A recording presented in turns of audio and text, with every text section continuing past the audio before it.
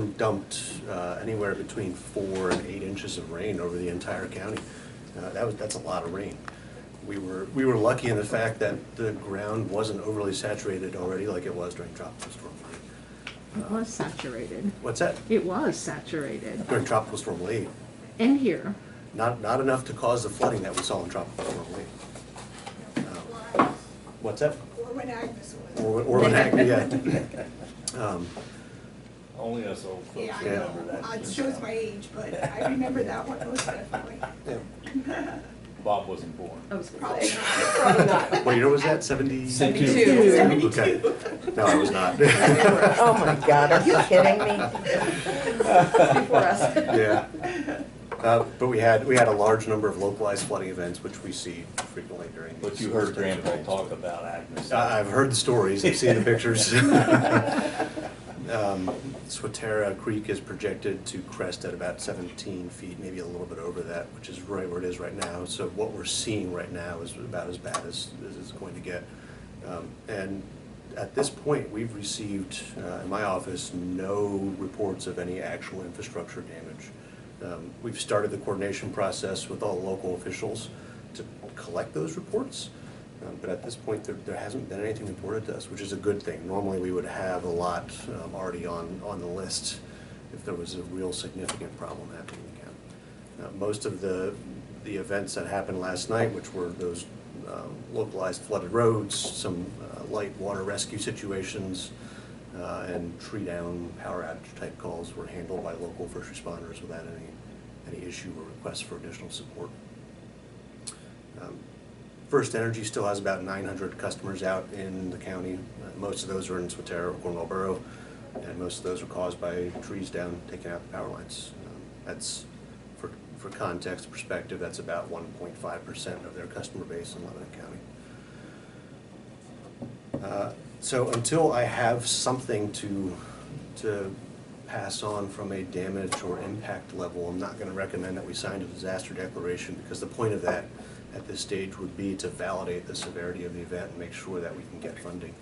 And so far we haven't had anything come in to report actual damage or dollar amounts. We are working on that, and I'll keep the commissioners up to date if there's any changes or anything else comes in. But we have to hit a per capita amount of $389 per person, which equates to about $500,000, a little over $500,000 in Lebanon County. We have to hit that dollar amount in damage reports in order to be directly eligible for Any funding. for any federal assistance down through the state. The state has to hit about 20 million. They will probably be close to that with some of the other areas. And any reports that we do get, we will obviously hand off to the state to help make sure that if the state's going to be eligible in other areas. So I have a question, Bob. Mm-hmm. Do you have a uniform report form on your website, or do they have to go through each municipality to report the damage? They're supposed to go through each municipality. Each municipality has a local emergency management coordinator who's supposed to be doing this.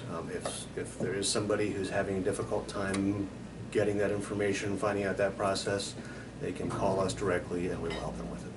Okay, and nonprofits, homeowners and businesses, Yep. Farmers, everyone? Everyone, and that also includes government and public bodies as well. We need to, that's where big dollar damage happens. We talk about bridges and roads. We want to make sure we capture that. Well, like Northern Lebanon School District called off today. Initially, it was a 2-hour delay. Then they closed schools today because they don't have power in a lot of their buildings. I wasn't aware of that. Yeah. Okay. So that would like whatever, I mean, I don't know what kind of damage that might If they're create. able to assign a monetary value to that of some kind, I don't know if they did that as a virtual day or not. If they did, that might, different districts are doing different things with that. But if they're able to assign a monetary value to that show of loss, then we can absolutely collect that as damage. And I'll reach out to them. We'll make sure we. And there were 2 water rescues in the 6 o'clock hour. They came in a minute apart. One in Bethel Township and one in Lickdale. In Lickdale, yeah. Last night. No, This this morning. morning, like 6:02 and 6:03 this morning, two distinct water rescues. And I'm just wondering, are those people that just inadvertently drive and, because like we talk about this on the air all the time. Turn around, don't drown. Yeah. don't disobey the signs. And I'm just wondering if these people are disobeying signs or if they're just driving and all of a sudden, Every car that was caught, that I'm aware of from this event, every car that was caught in high water had either gone around barricades or ignored the obvious signs that the road wasn't passable. This morning, everything was barricaded, so any cars that were caught in water probably went around barricades. I don't have the specifics on those two events, I'll find out. Do you know, that- Bob, that's if our my guess. municipalities pass along that cost to the person that drove around the barricade for the rescue and all that? The cost for those rescues is generally part of what the municipalities, there is no I think we direct should send cost. them an invoice. Yes, there's a conversation to be had about that, because there's a, Other counties do it. right, there is no legislative ability for Yes. local first responders to collect rescue services right now in Pennsylvania. So that's something that if that could I get don't know if they're corrected, doing it, but they are doing it. Yeah, You need to send it on the news.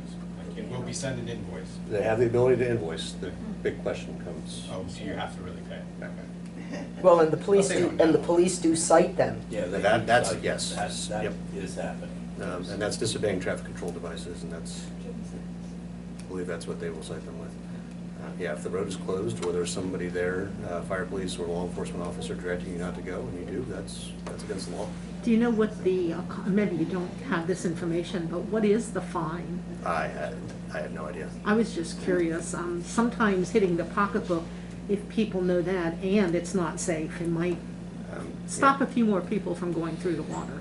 The safety issue is really key, and remember that if you put yourself in danger where somebody has to come rescue you, you're now putting first responders in danger as well, and that's something that It's you unacceptable. should not do.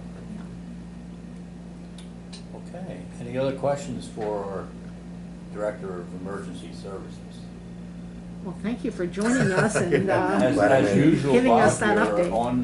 on the spot. I appreciate your efforts as always. And Thank you for showing up at a very timely spot of our agenda. worked out well. Perfect. Thank you much. Thank you. Thank you. I'll make a motion to adjourn. I have a second. All right.